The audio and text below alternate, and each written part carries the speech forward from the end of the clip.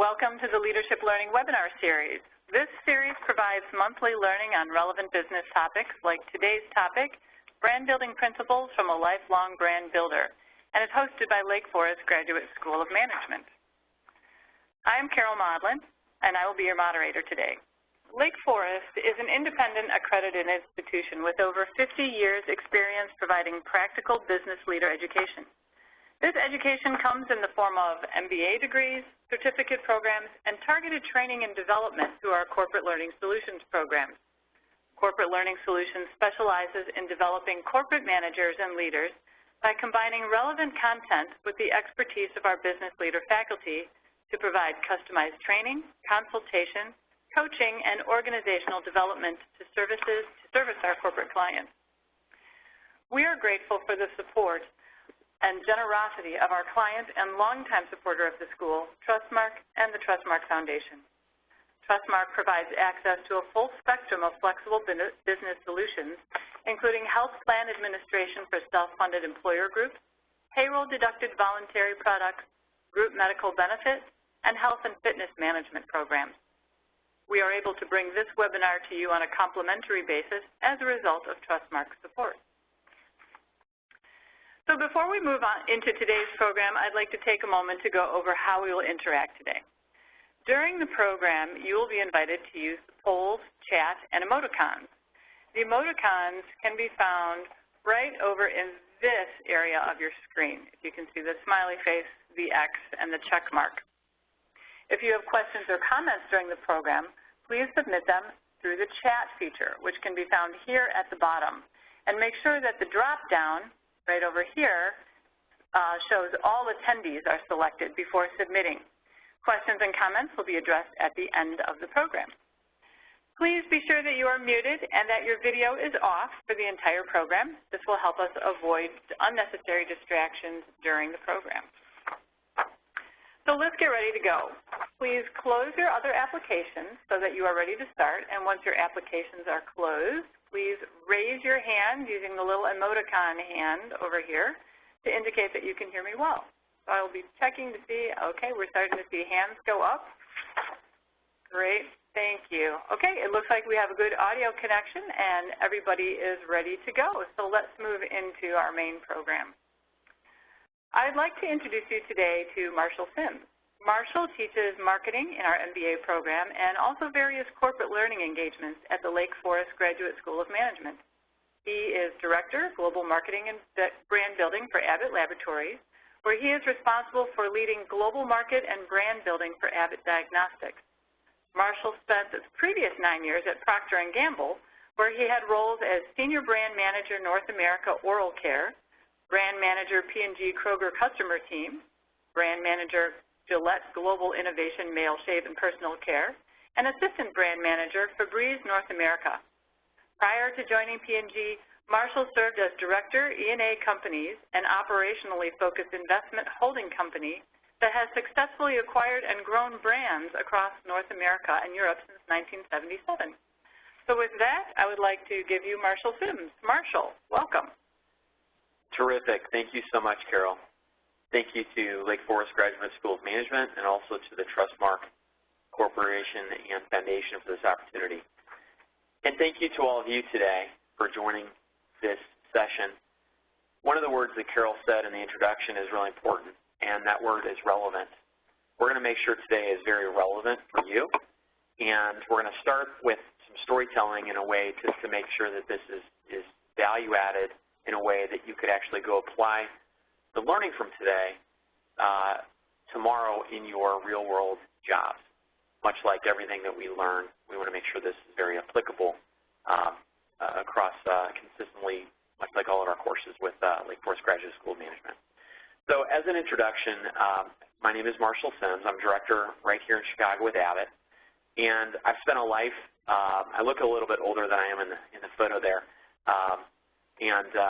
The truth is I've spent a lifetime as a brand builder, but really passionately thinking about brands. And the truth is actually all of us are engaging in brands every day of our lives. Just as a quick side story, we recently did research with Abbott among PhD scientists academics, and they viewed themselves as not brand engagers. They viewed themselves as more sophisticated. And actually the words they used in our research were, don't talk to me as if I'm buying toothpaste. Well, as someone who used to focus and spend a lot of time selling and growing our toothpaste business and mouthwash business at Procter & Gamble, that was pretty humorous to hear. But subsequently in that same conversation, these PhD medical scientists professed to say how much they loved colors and emotion in advertising. And the lesson and the moral of the story is that we're all consumers of brand messaging, and we all engage with brands and care about brands passionately on a daily basis. I bet if I had a conversation with every person on this call, there are brands that are near and dear and very personal to each of you for a variety of reasons. So today we're going to talk about some of those principles that make brands relevant and make them valuable so that in your daily jobs, both today but also in your future careers, that you can apply some of these principles to be that voice in the conference room, that voice around the table on the teams that you work on a daily basis to help grow the brand value for the companies that you work on. So our objectives today are fairly simple. First, we're going to identify brand building principles. There's a lot of brand building principles out there. There's a whole pocket industry. Just type brand building principles into Amazon. You'll see a plethora of books written on this concept. There's consultants that specialize in brand building principles. We're going to share a few with you today that are, again, especially relevant. We're going to illustrate how these have built brands and companies over time, and importantly, how they could benefit you and your companies. And then last off, we're going to make this very personal. We're going to think about a brand arc. So just as brands grow and evolve and ebb and flow over time, for example, think about Kodak. If we talked about Kodak to your parents in 1975, Kodak was king. But where's Kodak today? So think about the Kodak brand arc of how that brand has evolved and, in that case, severely diminished in value. Well, we're going to have the opposite thinking for us today from a personal basis. Use an example more like Apple, where if we looked at Apple's brand arc of Apple in 1975, it would have been somewhat unimpressive. But to think about how Apple has ebbed and flowed and enhanced their brand value over the last 30 years is really impressive. And we can think about a similar applicable arc to your own personal brand building of how you're growing your own personal brand value with one of the key pivotal steps, your decision to invest your time, passion, and energy in a degree from Lake Forest Graduate School of Management. So those are our three objectives today. And just to kick things off, let's begin with a poll. And for that, Carol, I'll hand it over to you. Okay, thanks, Marshall. I just opened up a poll. You can see the question on your screen. How important is brand in your consumer decisions? So you should see the poll there opening up on your screen. Just go ahead and click on the option that fits your feeling best on how important it is, how important branding is in your customer decisions.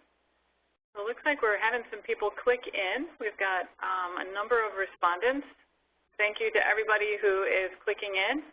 We'll give you a few more seconds, and then I'll go ahead and close the poll, and then we can move on from there. Okay, I'm going to go ahead and close the poll, and it'll just take about 20 seconds for the poll to get ready, and then we'll publish that so you can all see where you fall in among your peers who are on the WebEx today. Okay, we've got about 5 seconds, and then I'll go ahead and publish that. Okay, I'm going to be sharing the poll results. So you should be able to see on your screen. So it looks like it plays a significant role for a lot of people there, Marshall. So thank you very much. This is really fascinating. It's fun to do this in real time, and I want to compliment you all on your engagement. So thank you for participating. You know, what's interesting, and I'll reflect back on my experience with Procter & Gamble. I was there nearly a decade. You know, we saw in 2007, 2008, during the financial crisis, the economy shifted. And we actually look back now and see that the economy forever shifted. And what happened is with that change in the economy, we all changed our buying behaviors. So what a lot of consumers realized is that they can go buy private label macaroni and cheese and have a similar experience as if they bought Kraft macaroni and cheese. And once they discovered that, they forever changed many habits. Now, we're seeing that firsthand. In fact, some of you may work for Kraft. Obviously, it's been in the headlines. Kraft and many consumer packaged goods like Kraft, myself included with Procter & Gamble, we really saw limited growth after 2007, 2008. And what's interesting is that the whole importance of brand changed. Now, that being said, if I did a similar poll and said, how many of you have iPhones? I bet a pretty large percentage of you have an iPhone or a pretty premium Samsung Galaxy. That says a lot about the role of brand in other parts of your life. What I want to illustrate with this poll is that not only is brand significantly important, according to 81% of you, but importantly, it's important because of the value that the brand conveys for you. So we'll get into a little bit about the value in a little bit in the presentation. But to begin with, my experience with brands, by the way, this is not my calf, but it's really interesting as an illustrative example of the passion that some people have for brands. When I was with Procter & Gamble, there was actually another brand manager who tattooed every brand he worked on his body. So, honest to goodness, there's someone actually walking around out there with Dawn dish soap, the logo for Dawn tattooed on his calf, as the same with Bounce dryer sheets actually tattooed on his body. That's pretty extreme, and we thought he needed kind of a mental check, but it illustrates the passion that some people really have for brands, that they would actually take, a computer company in this case and apply it to their own skin. Think about the cars that drive around with the Apple logo on it. It's really fascinating how people do develop passion for brands. My personal experience began at a pretty early age, and that was purely from a consumer standpoint because my dad, grandfather, and great-uncle all worked for a consumer packaged goods company. But one of the things that we've noticed, and this goes back to our 2007-2008 example, is this is a real shelf. This is from a Walgreens. I took this photo with my phone. I bet a lot of you are accustomed to seeing shelves like this. Number one, what a horrible shopping experience. And this is actually something our friends just down the road in Deerfield are certainly struggling with answering at Walgreens, which is the proliferation of commoditization from a buying experience.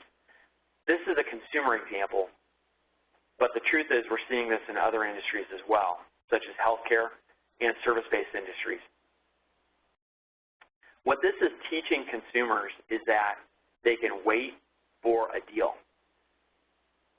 You have probably buyers of your services or products in some form or fashion. We've also trained those buyers to wait for a deal, maybe to wait till the end of the quarter, maybe to wait to buy a car until the end of December, expecting hot year-end deals. Well, let's look at Joseph A. Bank. And hopefully everybody on the call is familiar with Joseph A. Bank. They make suits. Their value, and they're a public company, so you can track their stock price, has severely diminished in the last 5 years. Why? Because every ad for Joseph A. Banks is buy one, get two free. From a commoditization factor, that says that Joseph A. Banks suits are highly commoditized. We experienced that firsthand as well in the business-to-consumer standpoint of consumers back to that change in mentality from the 2007-2008 financial crisis, expecting to wait for a deal, a buy one, get one free, or a huge, heavy discount. I work in healthcare today, and we're seeing the same thing across the world. Whether it's the United States, whether it's Japan, whether it's Brazil, healthcare costs have proliferated, putting pressure on government budgets, and so governments are forcing lower costs, lower pricing in healthcare. A good friend of mine works in the uniform industry. This example may hit a little bit closer to home for some of you on the call. Cintas is a company that's had market leadership in the uniform industry, and they didn't have that many competitors on a global or a national coast-to-coast basis. Now they do. In fact, the uniform industry has become so commoditized that I imagine, hopefully, many of you have seen Cintas trucks. They drive around the city all the time here in Chicago, dropping off rugs that they've cleaned or uniforms. Well, competitors actually follow Cintas trucks along and drop off their business cards and say to the customers of Cintas, whatever Cintas is offering you, I'll give you a 30% reduction in Cintas's price. Just give me a call, and I'll offer the same service. Pure commoditization. So the question and the challenge for all of us is, how do you create value, points of difference for your company, for your business, in the eyes of your customers and in your potential customers, in a world of intense, increasing commoditization? So, as I mentioned, I grew up in a consumer packaged goods household. 2 generations of my family worked for Purina. That's the checkerboard in the upper left-hand corner. And literally one of the first things I remember when I was about a couple feet off the ground was seeing a checkerboard. Purina used to make free dog food bowls. Free dog food bowls. When you'd buy a couple bags of dog food, you could mail in little stamps off the bag and you'd get a free dog bowl. Well, it's brilliant. The dog bowl had a checkerboard boldly on the bowl. This is a checkerboard. It's trademarked. Nobody else in the world is supposed to use a checkerboard in this fashion. Ralston adopted this to even include the name of their headquarters, Checkerboard Square in St. Louis, Missouri. And what's interesting is how they built a multi-billion-dollar business, primarily off brand differentiation, founded upon this checkerboard. We'll go into that a little bit deeper in a moment, but Gillette, similar example. 110 years ago, you could find a lot of people that sold razors.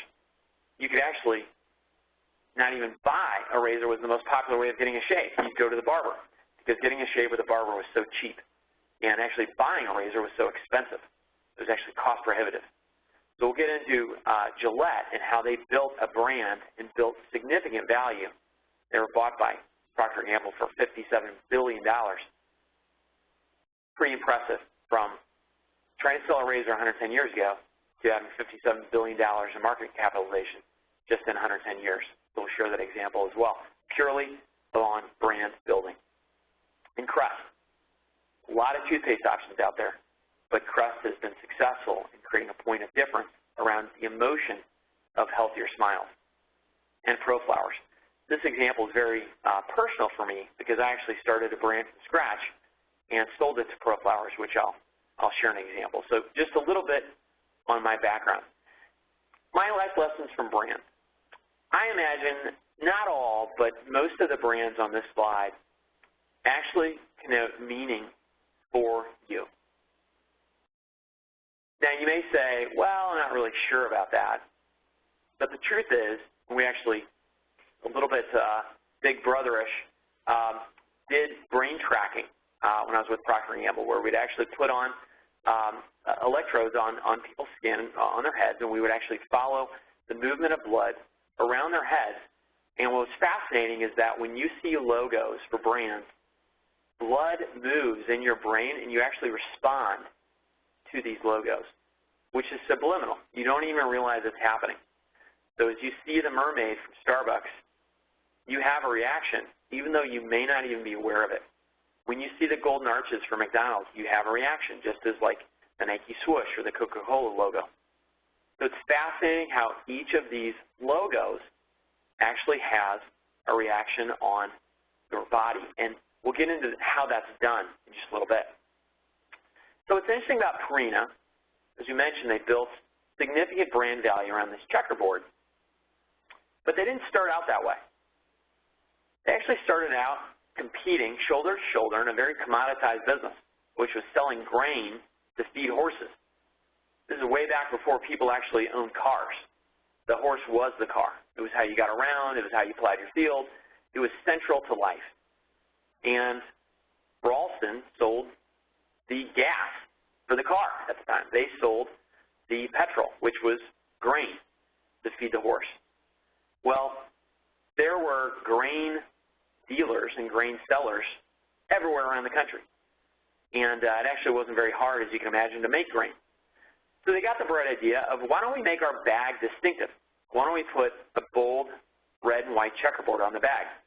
The business took off. Of course, it wasn't overnight, and they had lots of pitfalls along the way, but it catapulted the differentiation of their business by being recognizable. And then that evolved to their trucks, which is their grain mills, but it was centrally around points of difference. They created distinctiveness, distinctive packaging. So distinctive is a word we're going to talk about later throughout the call, and it's relevant for you. Having a distinctive message, having a distinctive business is very critical to creating brand value and points of difference for your business, whether you're selling dog food or you're selling accounting services. It's very important to be distinctive. So how and why is being distinctive important? Well, about 100 years later, Nestlé bought Purina for about 7 times this, but they grew to a business of around $7 billion in sales around 2000 when Nestlé bought them. They're up to about $8 billion in sales today. Obviously, fiercely healthy business, very global, but again, it started with putting distinctiveness on their packaging. Okay, so lessons learned, distinctiveness, being bold. Red is a very bold color. I'm not recommending each of you put red into your logos or on your packaging or in your communication materials, but it was a decisive decision to be choicefully bold.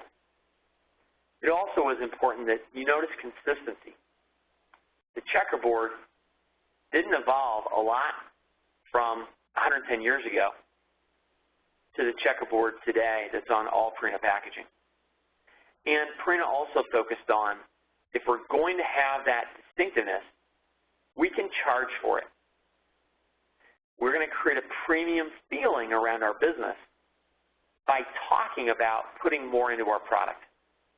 And by charging more, it actually adds distinctiveness back to our brand. By not being middle of the road on price, by not being the lowest price competitor, we're actually creating an impression with our brand by being a premium price. There's some important lessons, the most important of which is the boldness, distinctiveness, and the consistency. So I had a challenge in 1996, 1997. I actually started a brand for my dorm room, and it was PriorityFlowers.com. There were no textbooks at the time on how to create a .com business, but the idea was to blow up the FTD traditional business model and go right to flower growers in Miami. By the way, I have no affinity, interest in flowers whatsoever. It just seemed like an interesting business model that was ripe for transformation with the proliferation of the internet in the late 90s. And so the idea was for me to go right to flower growers in Miami that were importing flowers on a daily basis, which they continue to do today on daily flights from Latin America. And I put flowers in my box and then shipped them overnight with FedEx, all coordinated through this website. I was the only employee, and so I was the janitor as well as the president. And it was an experience filled with lessons. First off, flowers are highly commoditized. Flower is a flower. And with my business, I had low distinctiveness. I was also under a lot of pressure because I had investors, and I needed to demonstrate growth. Well, what better way to demonstrate growth than to get down into the ditch with my competitors and compete on price? And so I was giving away flowers with huge rebates. Additionally, as I mentioned, with flowers fairly commoditized, a flower is a flower, a rose is a rose.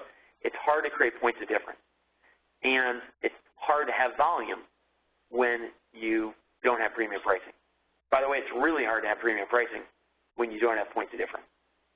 So as a result, we were able to build a pretty big business, but not a super healthy business. And as a result, after about 3 years of growing the business, we were approached by ProFlowers.com to sell our business, and it was a welcome invitation. So we sold the business to ProFlowers.com, and it was an example from my own experience, having lived through these brand lessons, that it's very important to be distinctive, premium if you can, and to not be in a commoditized industry if you can get away with it. So I worked on Gillette for about 4 years, and hopefully when you think about Gillette, the words, "the best a man can get," come to mind. That was a very iconic, long-running ad campaign of Gillette, and very emotional. But it didn't start there. started with kind of rinky-dink advertising just like this: King Gillette's Safety Razor. Recall I mentioned at the outset of the call that the consumer behavior of shaving wasn't actually to have a mock or a fusion razor 110 years ago. It was just to go down the street and pay a barber to shave you, because it actually wasn't all expensive. It was expensive to buy a safety razor. And so Gillette did two things. One, they invested in changing this behavior to convince people to actually go buy their own razor. And secondly, they made the razor more friendly, a little bit easier to use. So the friendly razor, or the safety razor in this way. Again, what does that get to? It gets to innovation. It gets to communicating that our razor is different. So it's really amazing to think how a business could go from this advertising to this in a span of a few decades. We talked about emotion. Anytime you can have emotion in your brand, it's a really positive thing. So when soldiers went off to war, Gillette was very smart to ensure that they went with a Gillette razor. Much like with Hershey's, they went with a Hershey bar. Or sadly, in the case of cigarettes, they went with a pack of cigarettes.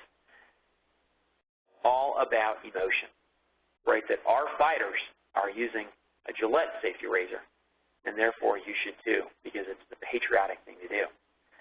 And of course, the pinnacle was when they coined the term and the slogan, "The best a man can get." What a wonderful thing to have trademarked for any business, because it implies superiority. It implies that there's nothing better, and therefore you can command a premium, you can charge for it, and you can grow loyalty. So what was the final chapter for Gillette? Well, it was actually to be bought by Procter & Gamble around 2005 for $54 billion. Pretty impressive what happened over 100 years, obviously with a lot of blood, sweat, and tears along the way, but by focusing on being bold, distinctive, premium, and creating emotion for the Gillette brand. So again, selling with emotion, premium, and focusing on innovation. Okay, from a crust lesson standpoint, crust was kind of a basic toothpaste business back in the 50s and 60s, and Procter & Gamble was having a hard time really getting it going. And what really kick-started the brand was when they hired Norman Rockwell to start painting paintings for crust that went in the Saturday Evening Post as advertising. And there was one iconic ad in particular, and it was a child that came home from school that said, "Look, Mom, no cavities." That was one of the most pivotal ads in the history of advertising, I dare say, that effectively conveyed emotion. It was talking to the mom, recognizing that the mom was going and doing shopping at the time. And of course, shopping behaviors have changed substantially since then. Most households are kind of 50-50 with shopping chores now. But back in the 50s, a little bit different. And by speaking directly to Mom, making her feel good and proud by choosing Crest, that she was making a decision to have a healthier family, was an inspiring and emotional way that they built the Crest business, selling with emotion, which enabled them to position the brand in a more premium way. Okay, so another example of selling with emotion to enable premium pricing. And of course, Crest is known for bringing innovation with their products as well. So, okay, just to recap, kind of part one. So some lessons learned. The Purina business built over time by being distinctive and consistent. Prior to Flowers.com, a negative example, learn from my lessons learned of, hey, if you can prevent it, try not to be in a highly commoditized industry, number one. But we recognize in the United States, or if you're in a global role and you're competing in other countries, if you're in a market that has free market competitiveness, you're going to find yourself in commoditized situations. Why? Because competition is smart, they're fast, they're agile, and they're aggressive. They're going to very quickly copy you. And as a result, that creates commoditization. So try not to be in those industries, but you're going to find yourself there. And when you do, counteract commoditization by creating brand distinctiveness, brand emotion, and innovation to justify premium pricing. Lessons from Gillette. Emotion, the best a man can get. Innovation, bringing the next best razor. Of course, Saturday Night Live has even taken that to the extent of having a skit on Gillette, right, where I think they introduced the 13-blade razor where, upon use, it actually chops off the guy's head. So it just is an example of how Gillette's innovation has even entered into pop culture. And, of course, Crest, appealing to the buyer, appealing to your buyer in an emotional way. Okay. Now the opportunity we have is poll number 2. Carol, can you help us? I sure can. I'm going to open up another poll. This one has 2 questions on it. So now you've had a chance to hear Marshall talk about brands and different ways that brands operate. So please take a couple seconds to go ahead and click on the poll. Hopefully you can see the poll there. Okay, good. Yep, I see some people are clicking in. So yeah, so do you feel the same way about your favorite brands now that you've had a chance to think about some of the science behind them? And now that you know this, will these brands have the same influence over your purchase decision? Okay, so we've got some feedback coming in. Looks like a lot of people are responding. All right, I'm going to close the poll in about 2 seconds. So if you want to click in and you haven't, please go ahead and do so now. All right. Couple more. Great. Okay, I'm going to be closing the poll, and in about 20 seconds, as last time, we'll be able to share with you the results. And I think you'll see that there's been a little bit of a change. So we'll give it another 5 seconds or so, and then I'll share those results for you. And maybe Marshall, I think you'll find them kind of interesting as well. Okay, so I'm sharing the poll results with you. You should now be able to see the results of the poll. And it looks like a few people have had a little bit of a mind shift there, Marshall. Terrific. Very interesting to see that growth in the second poll. And, it'd be actually fascinating to talk to both groups, the yes and the no's, because we could have pretty lengthy conversations on the emotion and the justification for the yes and the no. I find particularly interesting the no's from a standpoint of peeling away the layers of the onion to truly understand, is that really a firm no, or could we find brands that where there is actually an emotional connection or a distinctiveness connection? Okay. So thank you for your participation. Carol, thank you for the success on the second poll and for your engagement. We appreciate it. So let's shift gears. I imagine some of you may be thinking, but wait, Marshall, I don't work for Kraft. I don't work in the consumer packaged goods industry. Even though I use deodorants, I use toothpaste, I put shampoo in my hair, and I feed my family each night, I am a consumer. But wait, I work in a business-to-business industry. Well, the truth is most of you probably do. Statistically, most of you should, because the business-to-business segment of the U.S. economy is significantly larger than the business-to-consumer business. Just as a fun factoid, business-to-business e-commerce sales will top $1.13 trillion by 2020, according to Forrester Research. So what does this say? Well, let's put it in terms of like an Amazon versus an Alibaba. Alibaba actually gets a lot of their revenue through business-to-business sales. Obviously, they're based in China. Amazon, more heavily focused on the U.S. from a revenue standpoint, heavily focused on consumer. So what we're beginning to see is Amazon is thinking even more and more, how do they capitalize on selling more business-to-business? So, for example, Medline is a business right here close by in the Chicago area, supply company to hospitals. Well, if you type, vomit bag, for example, just to use one example of a Medline product, in Amazon, you can actually see you can purchase those items on Amazon from different vendors, much as you can also find vendors in China that will sell that directly to you. So Amazon is recognizing this trend, and they're recognizing that they can There's a diminishing marginal return for the amount of business-to-consumer sales that can continue to wring out of us, U.S. consumers. They're becoming more and more focused on business-to-business. So why is this relevant for us? Well, it's relevant because we recognize that much of your businesses are more likely in the business-to-business segment. So we want to talk about building brands there as well. So fun little illustrative example, the graph on the left is top 100 global brands as measured by Brand Monitor.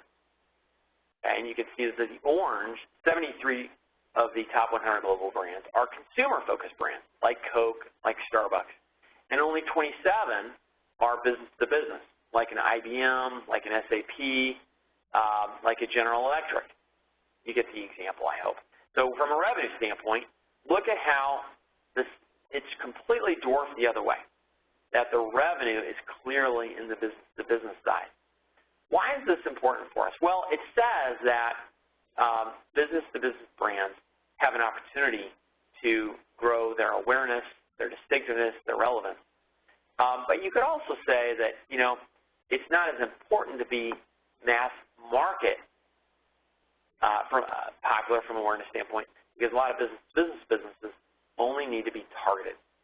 What does that mean? Well, what it means is that if you're right down the block and you're an accounting business, probably not a good investment of your precious advertising brand building dollars to go buy a billboard in Wrigley Field.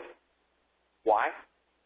Because probably 99.9999% of the attendees at Wrigley Field are not your target buyer. It may be a lot more relevant and targeted for you to go to to the Better Business Bureau and find a mailing list for small businesses here within a 5-mile radius of Lake Forest and mail them a direct mail piece talking about the attributes of your accounting service. So just an example from a targeting standpoint, but we did want to really ground you here in the data of the size of revenue, but interestingly, the popularity of brands from a business-to-business, but a business-to-business versus business-to-consumer standpoint. So that being said, a lot of similarities. Price pressure, commoditization, proliferation of choices. So many industries that we compete in, that you work in daily, have so many options for other alternatives to pick up the phone and call if you're not able to deliver a good quality product or service. So very similar options. Recall the photo we shared earlier of the packed consumer shelves full of promotional. Well, it's the same in the business-to-business world as well. That being said, is emotion important? Well, this goes directly back to our poll. And you know what, Carol, one thing I love is that on our poll, you can actually see some similarities to the data here. So customer perceptions of supplier unique benefits. So the question on this poll, there were over 9,000 respondents, was do you see a real difference between suppliers in value such that you would pay for it? Okay, and 86% of respondents said, no, I don't really notice a difference such that I would be willing to pay a premium. Okay, but 14% said that they would. So what we discovered was with that poll, and I've actually been on a project with the Business Marketing Association on a project related to this, is that if you can create emotion for business to business, right, a point of difference, people are statistically indicating that they would pay a premium. So what did that poll say? Well, for those that noticed the difference, the 14%, they would pay a premium. The problem is the other 86% weren't noticing a difference. It begs the question, it begs the opportunity. If you could go to your company, your manager, your boss, owners of your businesses, your board, as leaders within your companies tomorrow and say, here are ways that we can create emotional, distinctive, bold points of difference for our company, in our communication, in our messaging. The facts are, right, and the polls would suggest it, that your customers, and importantly, your potential customers, are willing to pay a premium. So, What companies are winning in a business-to-business format? Well, we're going to share some examples. What we're going to see in these examples is the companies that are winning are building emotional connections. So another poll, about a sample size around 3,000, indicated, business-to-business brands that are creating emotional connections. How are they perceived? Well, Cisco, Oracle, Accenture, PwC, Salesforce.com, these businesses are creating emotional connections, and they were viewed extremely more positively than those that weren't. So this is a great example because we are probably all inundated with Vistaprint spam promotion. I bought one thing once from Vistaprint, and no offense if anyone works for Vistaprint, but I see a Vistaprint promotion nearly on a daily basis. Okay? The problem with that is it's always price promotion. Buy one business card, get $499 free. It really doesn't create premium value for Vistaprint. Now, in the case of Accenture, I think of elephants on surfboards. Why? Because they're very effective at creating emotional point of difference advertising for Accenture in high visibility targeted places. Case in point, airports or in magazines. If you're reading Fortune magazine, you're probably seeing an Accenture advertisement. Why? Because they realize that people that could consume Accenture services are reading Fortune magazine. Travelers through airports tend to be higher on the income spectrum and tend to be business related, in addition, of course, families traveling, but they recognize that airports are an effective place for them to be targeted with their advertising. So they're creating emotion and distinctiveness with their communication. What do I mean by that? Accenture sells fairly bland services, right? We will help you lower your costs. We will help you create efficiencies with your business. What that has to do with an elephant literally riding on a surfboard, which is our current campaign, has to make probably, hopefully, most of us chuckle. But the beautiful thing about that is it's memorable, it's distinctive. Nobody else is putting elephants on surfboards. And what does it convey? It conveys agility, right? If they can get an elephant to be able to ride a surfboard, gosh, think what they could do for your business. So more premium, lower premium, all about emotion. From a consumer standpoint, we're seeing the same thing. Apple, more premium, McDonald's, less premium, highly promotion related, right? McDonald's, right here in our backyard. What do they discover with their recent downturn over the last 18 months? Is they had to reinvent their menu. They had to go back to basics. One of my favorite examples of emotion from a business-to-business standpoint is SAP. I mentioned Accenture is in a relatively bland business. Well, it's tough to get more basic and bland than SAP. Payment software. Yuck. What does payment software have to do with not only a Porsche, but a Porsche hugging a curve? Well, the beauty of this is that they've been able to associate their brand in emotional places by implying that these companies are able to hug the curve of the road, to have beautiful curves on the car, to be truly sexy. It doesn't get much more sexy than Porsche, for goodness sakes, because they've made a choice to run SAP.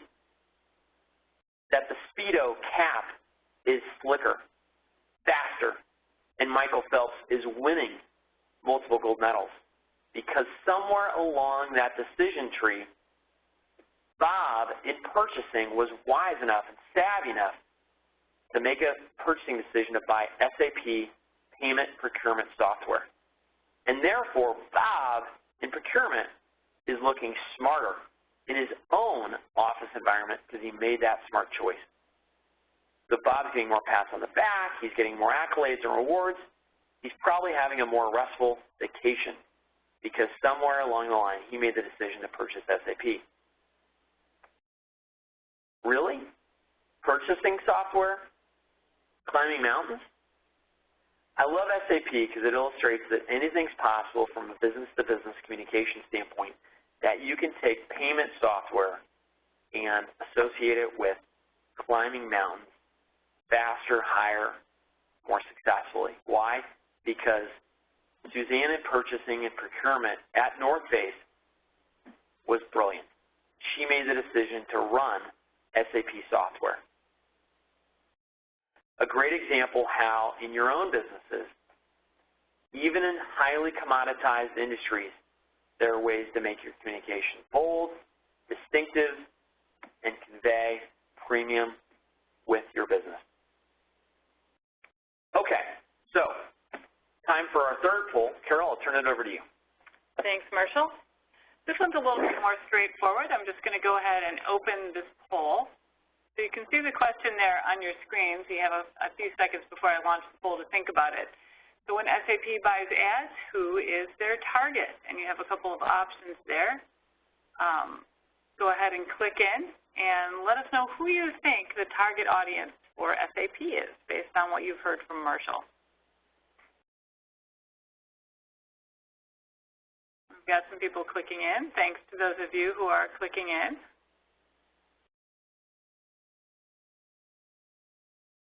And we'll leave it open for a few more seconds, and then I'll go ahead and close this poll before I publish the results.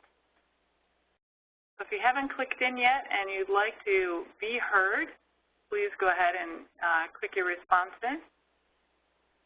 All right, I'm going to go ahead and close the poll now. We'll be closing the poll, and it'll give us about 20 seconds or so until we publish it. And as soon as it's ready, I'll go ahead and publish the results. And we'll see if what all of you responded is kind of what Marshall agrees with. So a couple more seconds, and then we will go ahead and share the poll results. Okay, you should be able to see the poll results. How about that, Marshall? Pretty much everybody's on letter C, customer or potential customers.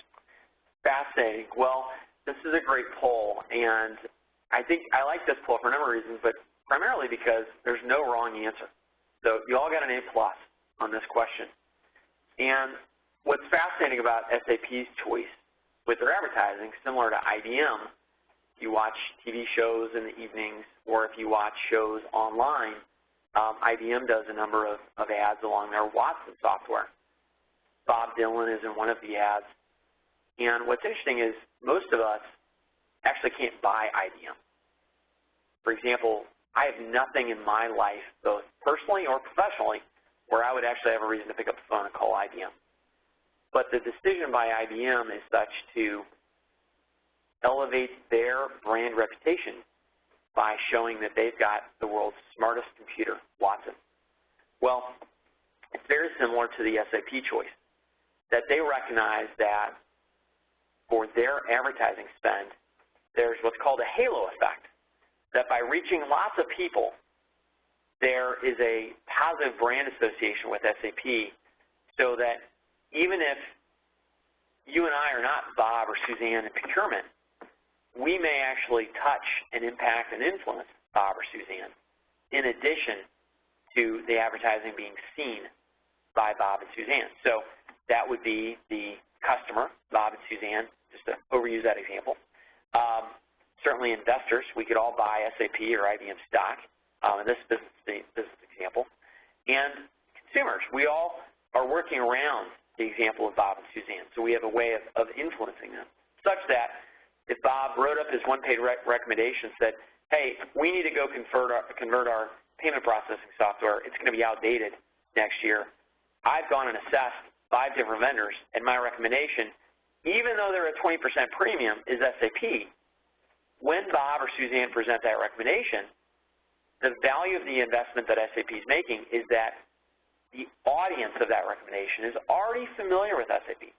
They already have a premium association with SAP, such that there's a smaller learning curve for that buying decision for Bob and Suzanne to win unanimous consensus with their business. Okay, so let's apply the same model that we've used across Purina, Gillette, Crest, and dare I say even PriorityFlowers.com and ProFlowers.com for my own personal lesson to SAP. So the SAP ads that we just saw across the Porsche, Speedo, and North Face, right? A car racing around a curve, an athlete racing down the swim channel, and a climber enjoying bliss up in the Alps. What do these have in common with the lessons that we've talked? Well, first off, they're incredibly distinctive. No other payment processing software out there company is advertising or communicating the way that SAP is. So check for distinctive. Secondly, these still images create emotion. There's movement. There is emotion around what's happening in the picture. The two-dimensional image is conveying a lot. They're inspiring. They help you to move faster, to achieve more. And they're bold. So I would say that check, check, and check. Obviously, we selected SAP for a reason. There's counterbalance to SAP, and we could probably go find a proliferation of examples that are not distinctive, emotional, inspiring, and bold in the payment processing software industry. And I bet you could find examples in the industries that you compete in on a daily basis as well.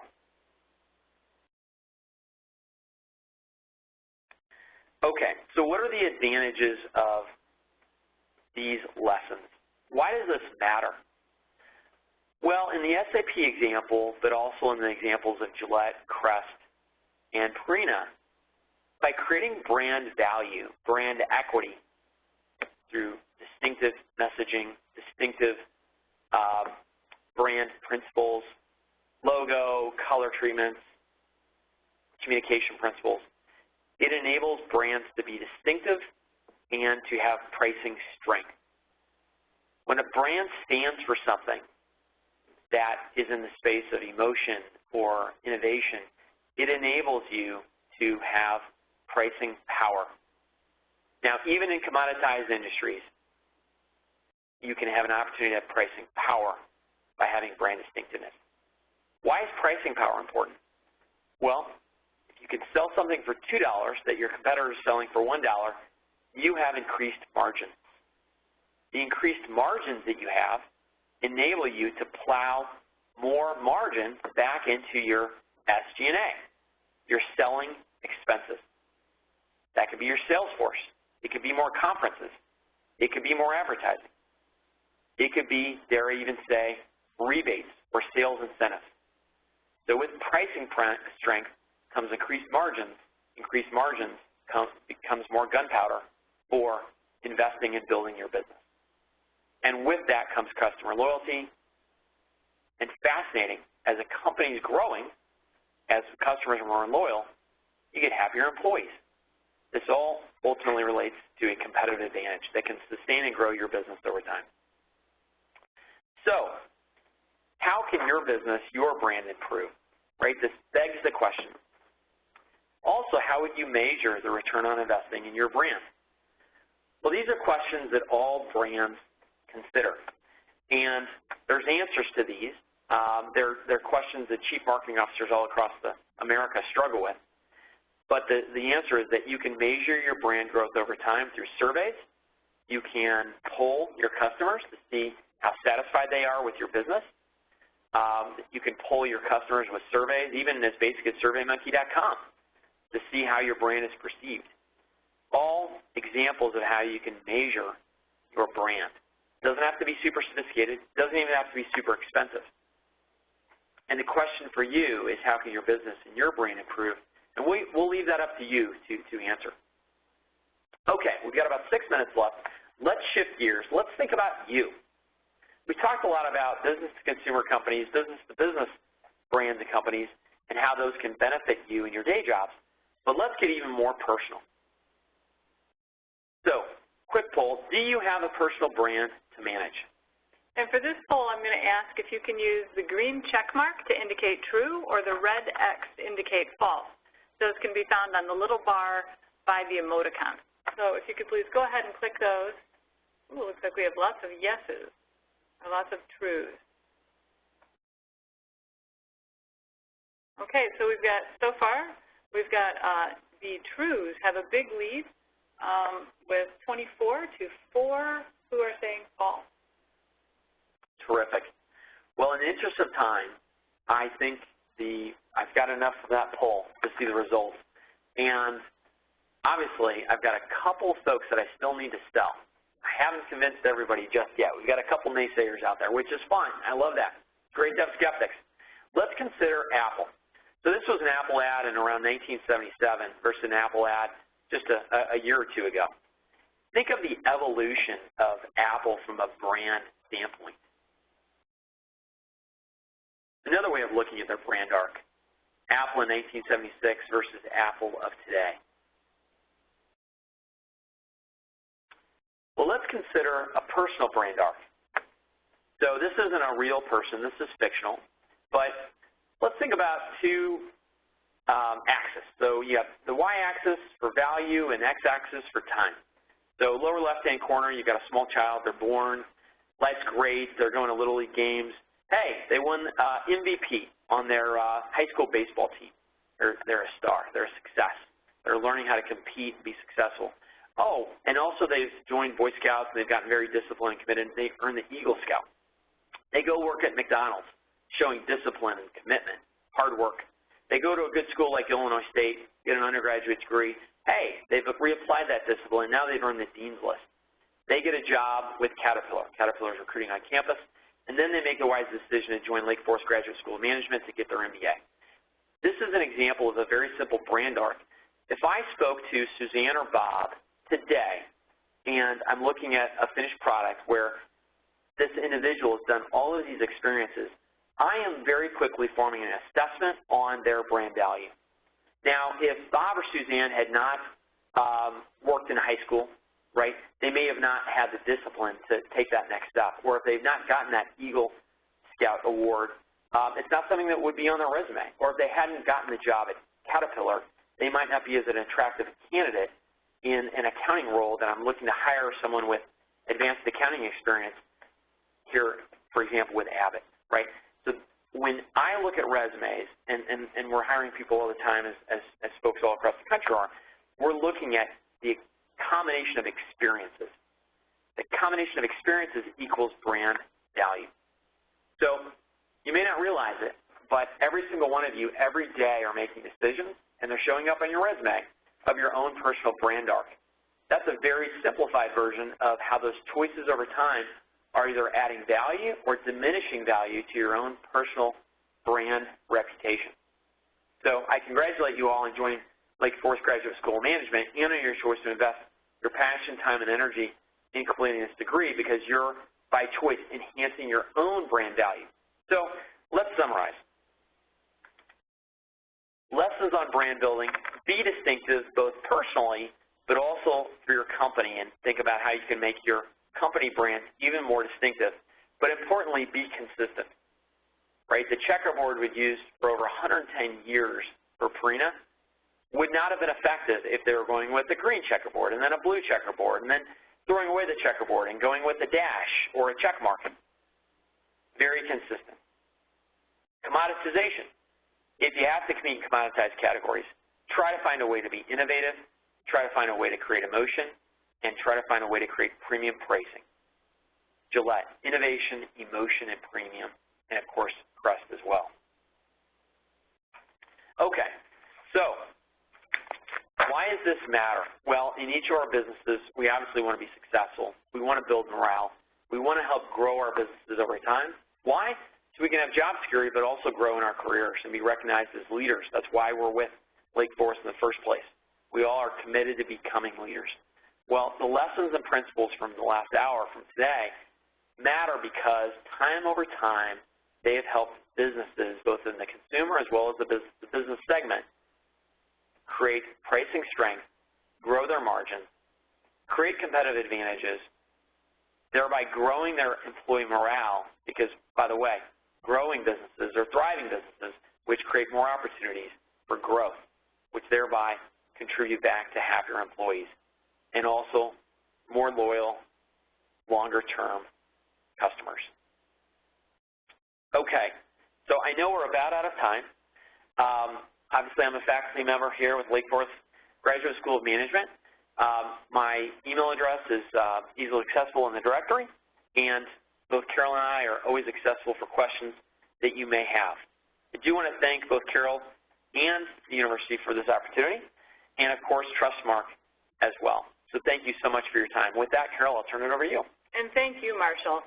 And thanks to everybody who's joined us on this WebEx. We hope you've gotten some good information from today's session. This program, as we mentioned earlier, was part of the Leadership Learning webinar series, which is delivered to you by Lake Forest Graduate School of Management. This program is an extension of our business management education, which is also part of our MBA degree program and corporate learning solutions. This program was made possible by our sponsor, the Trustmark Foundation. We will be offering another program on January 19th. The topic is effective time management. We hope you'll be able to join us at that time. Our presenter is another Lake Forest faculty member, Janine Sergey. And we value your feedback. So you will be receiving a link to a survey in a little while. Please take the time to complete it.